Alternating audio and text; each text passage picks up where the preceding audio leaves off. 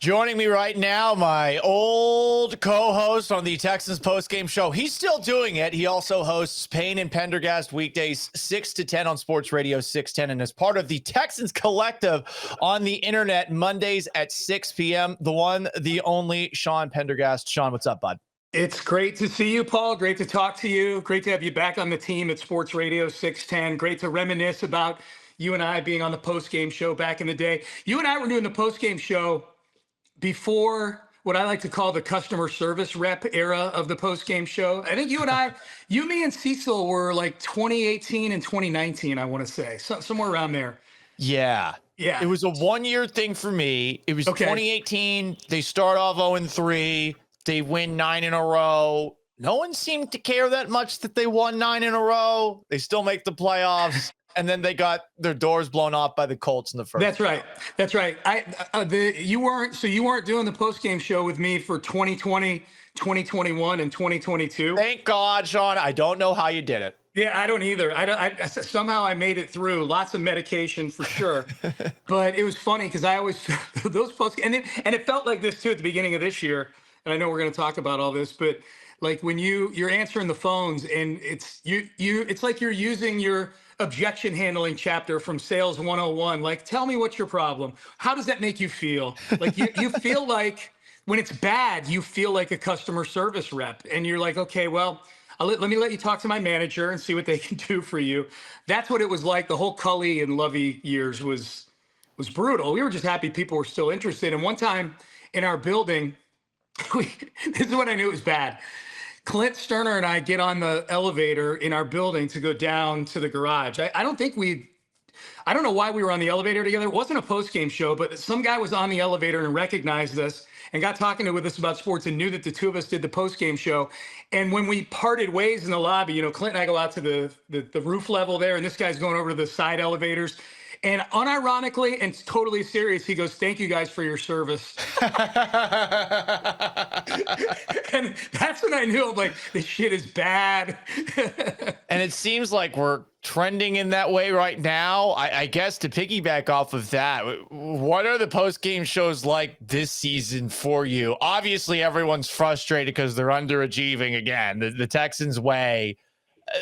Are you getting the sense from the fan base that people are starting to check out? Yeah, well, not the post-game show is a super specific thing. On the post-game show in terms of interaction, all you're really looking at is 6 phone lines, and if those stay full, that's not necessarily a reflection of what's going on out in society. I think the bigger reflection is something that we can all see at these games, which is fans are even more late showing up than usual. The San Francisco and Denver games were ridiculous, the number of opposing fans that were there. I thought it would be that way. Yeah. And I mean, those are two blue blood, well-traveled fan bases that have fans everywhere you go. The Denver one popped a lot more just because of the sheer color of the whole thing. Orange, orange everywhere. Yeah. So I think like in terms of just working for 610 and being in the radio business, the good news is there are still people that are angry out there. The worst is if people stop caring at all. So I was having a conversation with a buddy of mine this morning after the show, and he's a season ticket holder also, and he's finding it harder and harder to go and get the gumption to spend a beautiful Sunday afternoon indoors watching Kymie Fairbairn kick field goals. And I really think that's a huge part of it. I know you and I are going to talk about the offense here in a minute. I think if they were losing games 38-35 and CJ was putting up big numbers, but they were still 3-5, I think people would be way more in on the product. The whole thing is losing's bad. And this city does not take a loser very well. They love winners. They don't take losers very well. It just is. I'm not saying that with any bit of animus. I think it is statistical facts. So it's compounded by the fact that it's just hideous football on top of it. It's losing football, but it's football that's ugly, defensive oriented, and seemingly being engineered by somebody who has no clue what they're doing on the offensive side of the ball. That's hard to watch.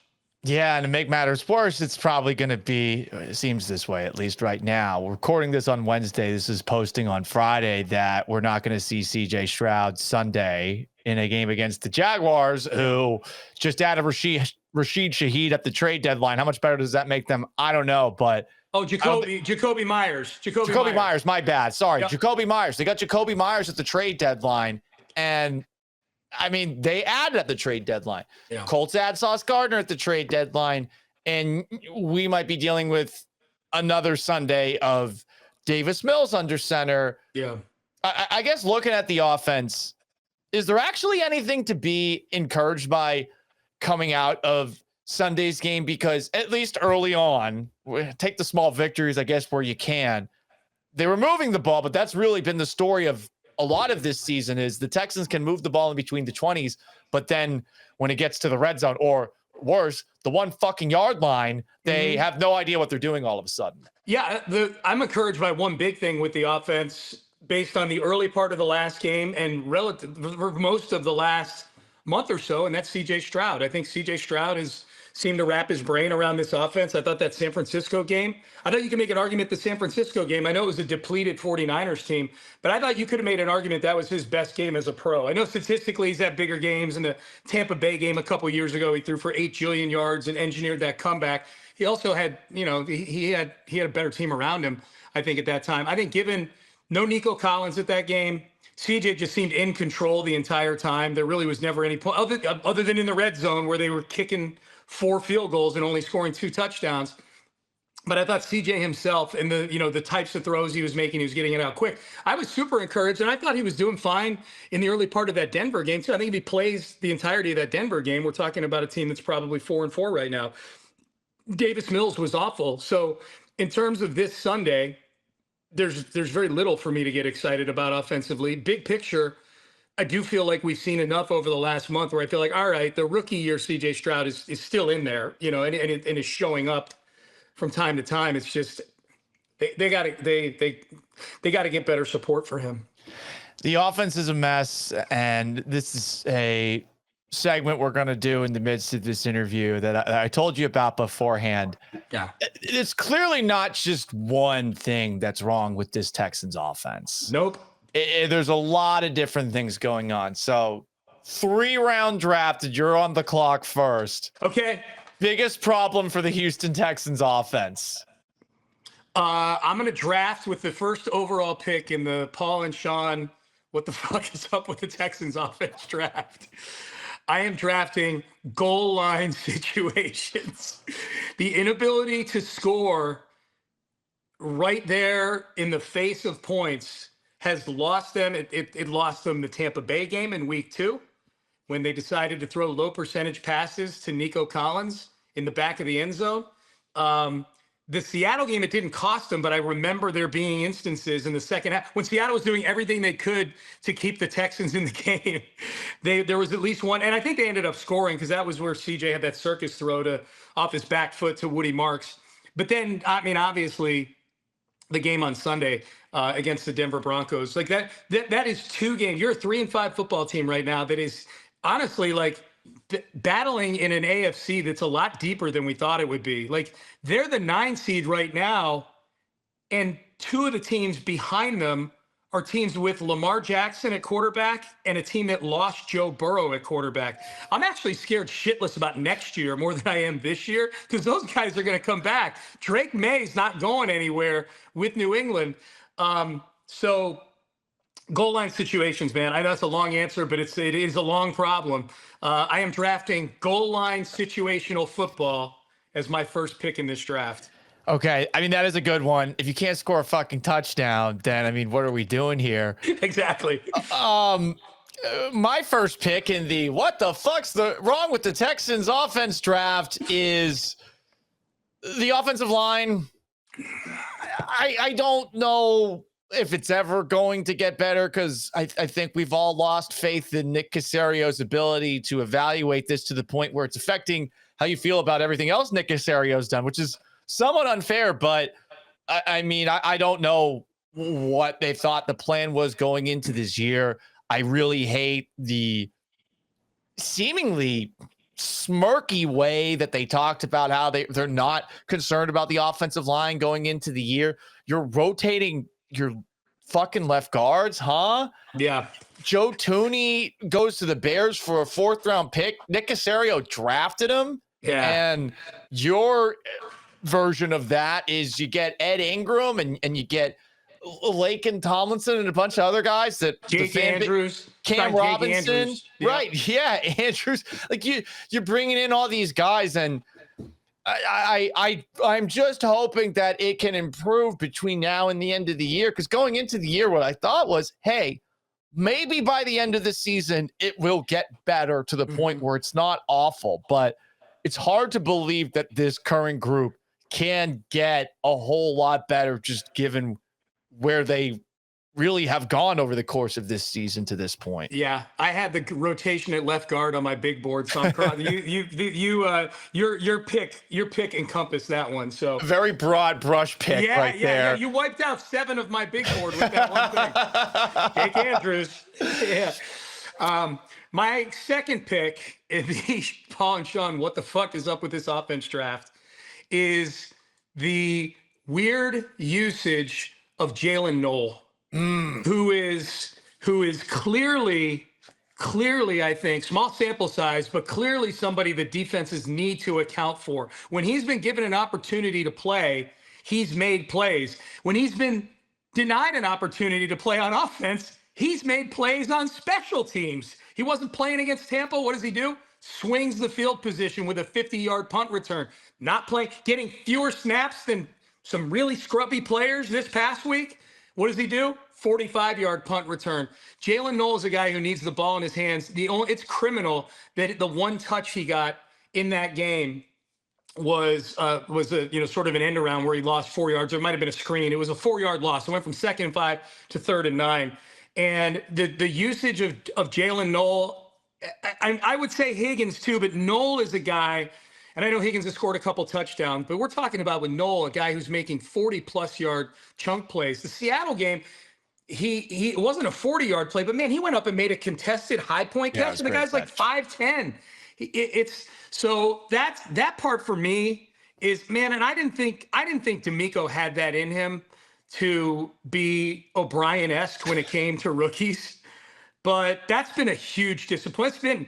It has been a really disappointing. I've been very vocal about this, both on the Payne and Pendergast and the collective, and on the post game show. Like I'm just so disappointed with the coaching job this year of this football team. It's a poorly coached football team this year.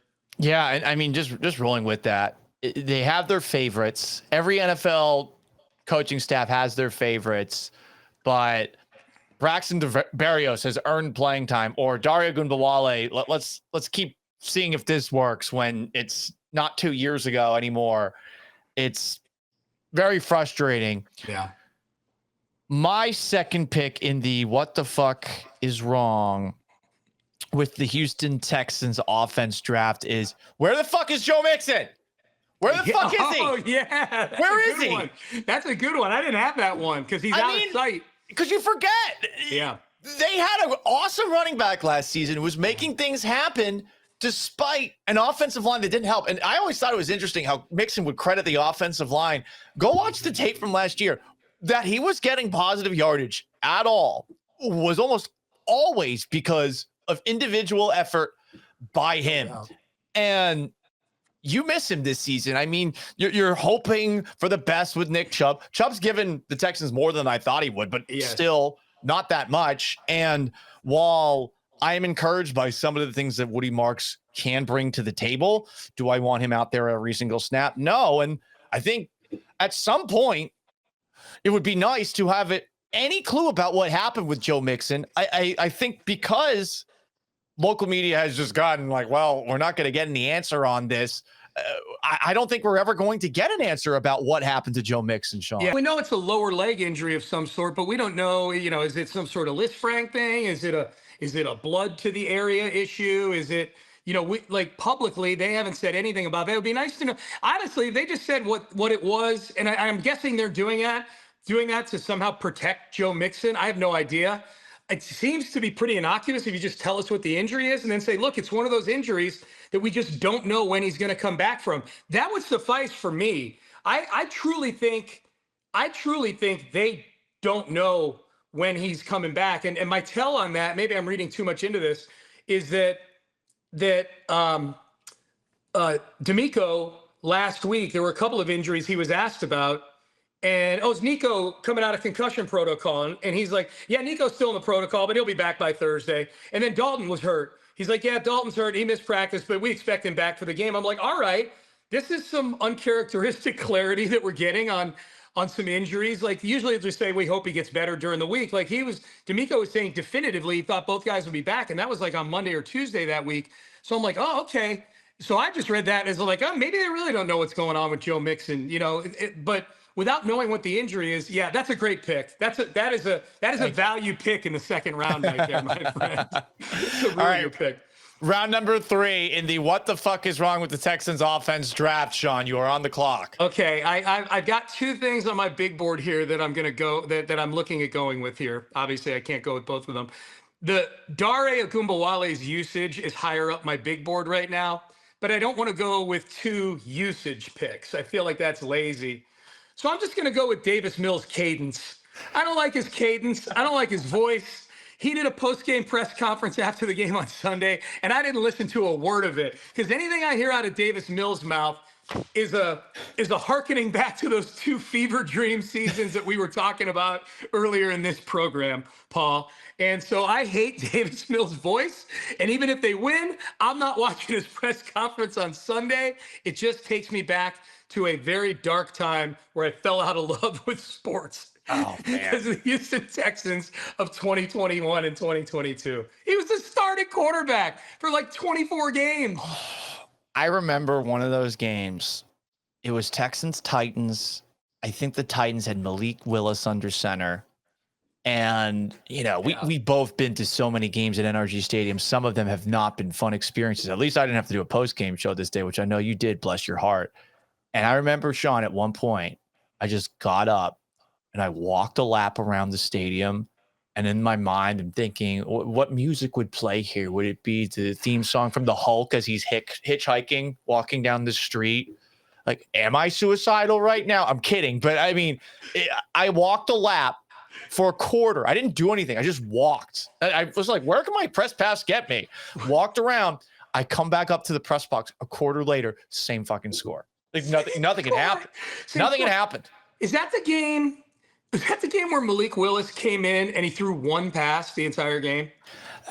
I don't want to remember. Okay, I won't. I don't. Okay, no, you know what? I'm not going to mess around with my. I started opening up my browser. I'm not going to mess around. I don't think Malik Willis started that game, but I think he came into that game and threw 1 pass in the whole second half of the game, and they won. That sounds right. And they beat the Texans. Yeah, I think yes, it was. Let's see here.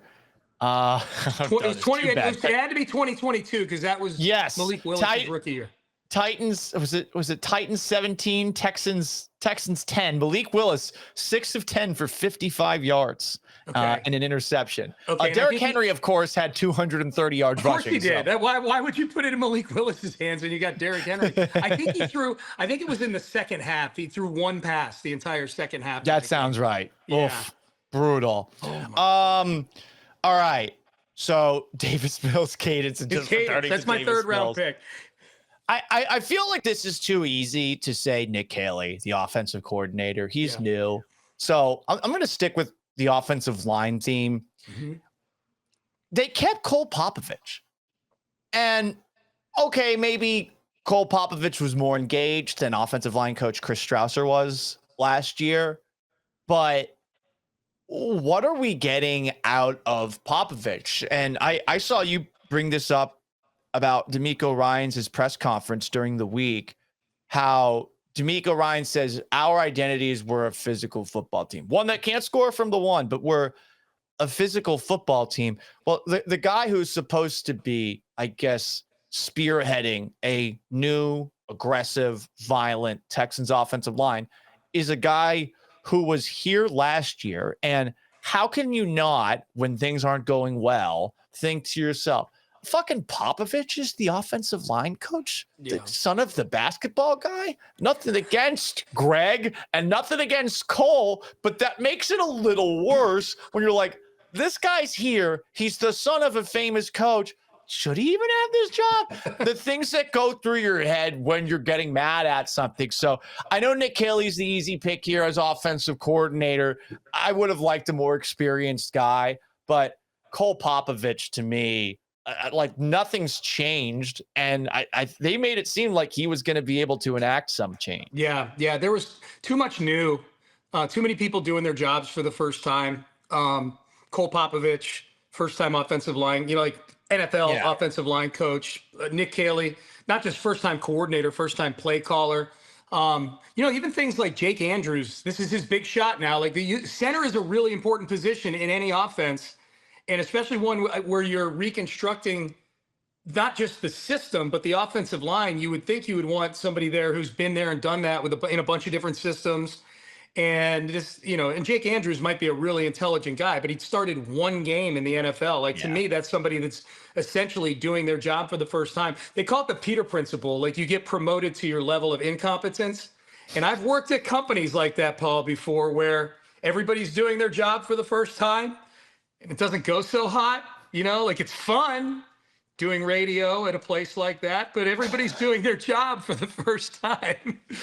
And there's a lot of things that fall through the cracks. I'm not talking about Odyssey nor SportsRadio 610. To be very clear about that.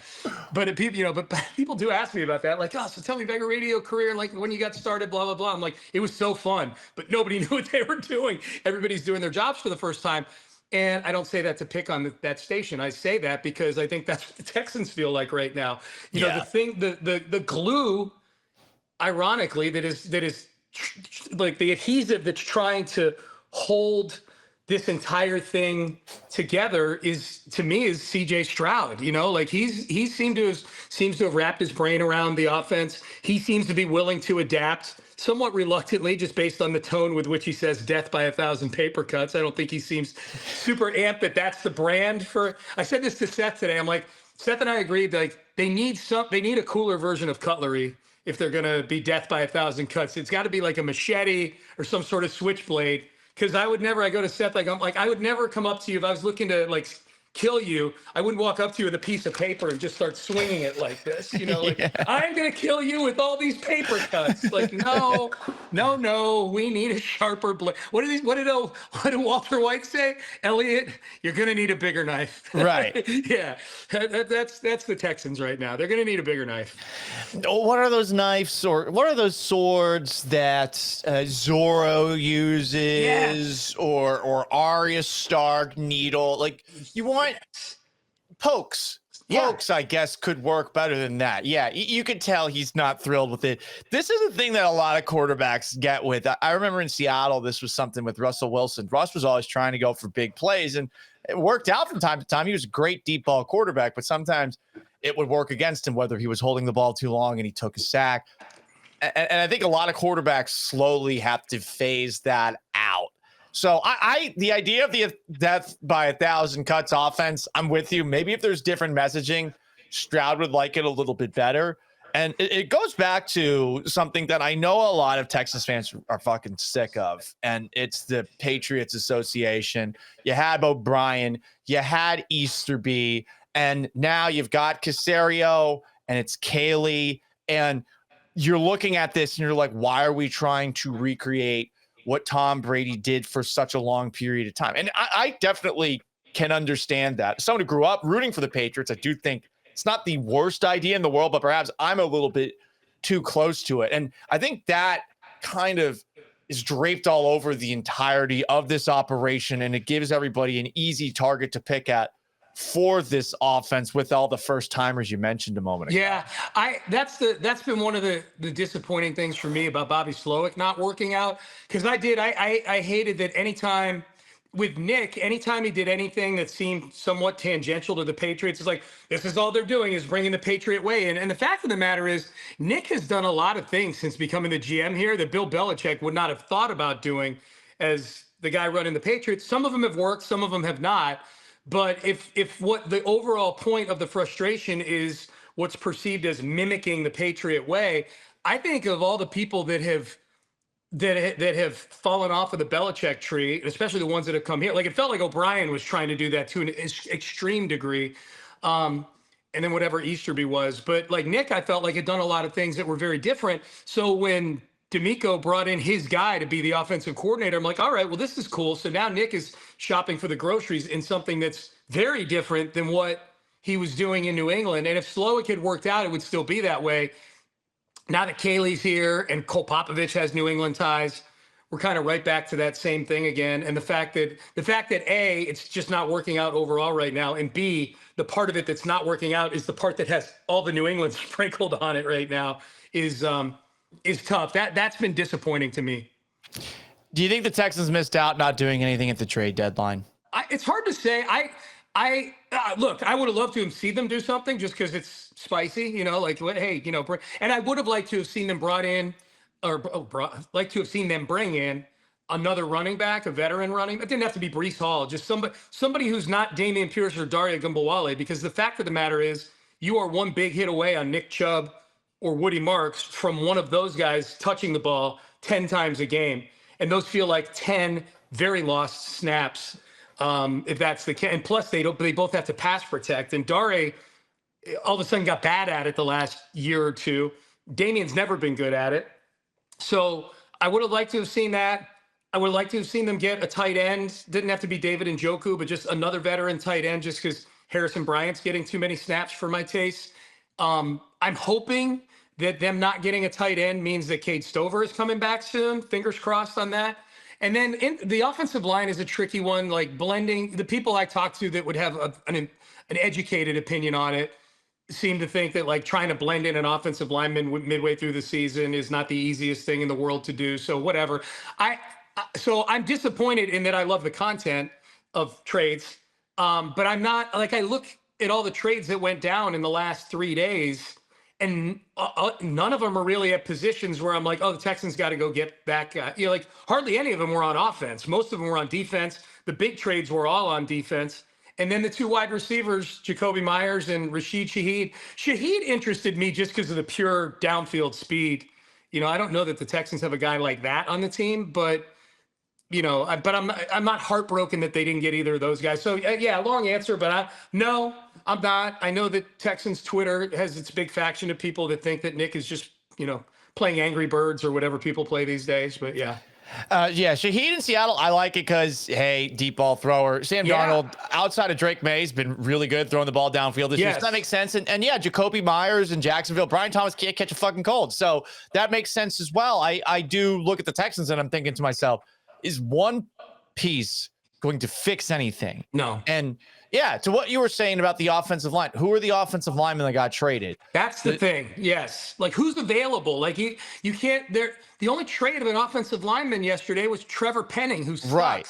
And a situation where the Chargers lose Slater at the beginning of the year and they lose Joe Alt. Like, they did that out of desperation. Yeah. And then Cam Robinson is the other Texan. The other traded offensive lineman. We should have traded for that guy. yeah. Should have kept him around. Should have probably. I'm with you that, like, hey, what offensive lineman were you going to get, and how much would it have cost? And would it have cost a Sauce Gardner kind of price? Because if you're getting someone who's good, like, they're probably, if you got a good tackle, you're going to want the kind of haul that Bill O'Brien gave up to go and get Laramie Tunsil. Hate on that trade all you want, but they did bring in a guy who, at the very least, was respected across the league as a player, even if maybe he didn't take on the leadership role that everyone wanted him to have. So I saw a lot of people doing that. And Sean, I also saw a lot of people that were thinking to themselves, the Texans should have been sellers at the trade deadline. I went on a rant and I probably got a little bit too aggressive with the writing, with the verbiage about how I really hate tanking, to the point where I think people that advocate for that are fucking losers. Might have been part of the whole, I had been on a plane early in the morning, and on top of that, I was waiting a very long time for food to be served to me at a restaurant that I was at. So I might have been a little hangry while I was posting, and I even got into back and forth with somebody, but I saw a surprising amount of people advocating for the Texans to be sellers. And one, fuck that. But two, who are you selling? Like, who are you going to sell? Nico Collins? Are you going to sell Danielle Hunter? I went up and down the roster and I was thinking, what's going to get you the haul that is going to make you happy? And really, 3-5 with games against a beatable Jaguars team and the Titans to put you back potentially at 5-5 in a couple of weeks. You want to punt the season away? I hate that anyone thinks like that. No, I'm with you. I'm 100% with you on tanking. I didn't think this team, the only selling that I would have been fine with is if there were some backups on the team. Like, before he got hurt, I know Christian Harris's name had come up on some of those rumor pages or whatever. Like, fine, they did a Christian Harris and a 6th for a 5th or something like that. Christian Harris, that's been a big disappointment since that end of the 2023 season, that he's turned into a big nothing and he's been injury prone. I don't think he's got a future here. I'd have been fine with that. If someone wants to give you a 7th for Damian Pierce or whatever, like stuff like that, those aren't seller moves, like with the capital letters and the size 72 font. Like the Jets were a seller yesterday. They were a seller. So I'd have been fine, like little, like on the margin type of moves. But yeah, like I don't want to move any of the core guys. Like I even if they finish this season like 8-9 or 7-10 or something like that, you got your quarterback, you got some pieces, you got to spend better in free agency next year. You got to draft better. Don't trade out of the first round. Get a high impact guy. You got a 1st and 2 seconds. You're gonna have 4 picks as of right now in the top 70 because you got the Giants' 3rd round pick. So yeah, let's try to salvage this season. I've been saying since they were 0-3, I just want to be 4-4 before the Jacksonville game, or 5-5. I'm sorry, 4-4. Yeah, heading into the Jacksonville game, or 5-5 heading into the Buffalo game. One of the, like either of the, like, so we missed out on the first one, obviously. So now it's, you got to win these 2 games, and they can win these 2 games even with Davis Mills at quarterback. Trevor Lawrence sucks. Trevor Lawrence is not good. Jacksonville is a bit phony. They got off to that big start because they were heavy on turnovers. They're much lighter on turnovers now. If Davis Mills, I hate when D'Amico and Nick say this, because it implies that if you just run the ball into the line the entire game and don't turn it over, that 83% of the time when you don't turn the ball over, you win the game. Well, yeah, but it doesn't mean that like that's the only thing you should focus on. This is actually a game where I feel like this is the only thing they should focus on, is just don't put Davis in a spot that he's making high risk throws. If they protect the football in this game, they'll win. And then I think Tennessee is they're just a disaster. Yeah, they quit. Wheels. They're horrible. They've quit. Yeah, they've quit. Right. So we'll see what happens on Sunday. I'm with you. I look at Trevor Lawrence, and I've felt this way since college. The crowning of him before he did anything, I thought to myself, okay, well, I don't know. And he sails passes a lot. He has these random moments where he just like has brain farts out there. So we'll see. I'm too chicken shit to actually pick the Texans to win on Sunday, and I've kind of gotten jaded to the point where I'm like, oh, I'm going to be watching this game while my favorite team plays the Bucks. Like that's where I'm at. Like, this is my job. But yeah. I go up to Boston and I watch a Patriots game with my best friend that I used to watch Patriots games growing up with, and his son who's 6. And I'm like, oh my God, they're good again.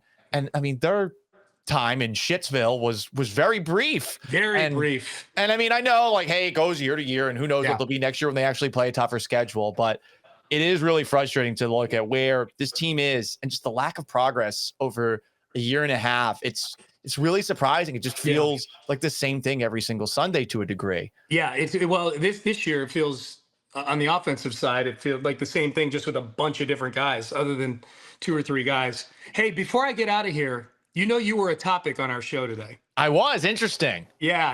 Do you know this from Wednesday? Okay, so what happened? Well, you tweeted couple days ago. Seth sent me the tweet. I didn't see it. Of course, I follow you. I just didn't happen to see this tweet. But that you were talking about the airport lines and how you were at Logan and you went through TSA pre and it only was 5 minutes, and your girlfriend went through the regular line. Oh yeah, with the unwashed masses. I'm adding that because I'm a TSA pre snob as well. Gotta do TSA pre-check. Yeah, dude. $85 for 5 years. It's the greatest contract in the history of sports. But that your girlfriend went through the regular line. It only took her 10 minutes. You guys both met on the other side there. So naturally, we're going, that's a bold move right there. Like, how deep into this, how long have the two of you been dating? So we have been dating since, like, our first date was in late March. And I think we were exclusive official boyfriend and girlfriend 2 months later. Mm-hmm. And so we've been at it for a while. We've exchanged L-bombs, and she is truly the best thing that has happened to me in a very, very long time. I love her to death. However, I have brought this up before, babe. I have brought this up before that, like, maybe get TSA pre-check. It's not that hard. Yeah. Not that difficult. And I don't want to take my laptop out. I don't want to take my belt off. I these are very small things, and I could wait in line, and there wasn't a rush, and we were there in plenty of time. But I think everyone's got to invest in the TSA pre-check. Oh, 100%. This isn't even a rich person thing. Like it's literally like Not anymore, right? No, yeah. It's what is 85? What is that? $17 a year when you break it out. So a year. So if you like, honestly, if you travel once, it's worth it. Like to not have to do all the bullshit. But okay, so that's good. That's good information. So this is not something, because when you just read the tweet in a vacuum, of course, mentally as a human being, you envision the most, like the worst possible scenario, the most controversial, which is like what you're envisioning is like, she's just now finding out you have TSA pre as you're making that decision to split away from her. Clearly not the case. So you've encouraged her to purchase it prior. Yes.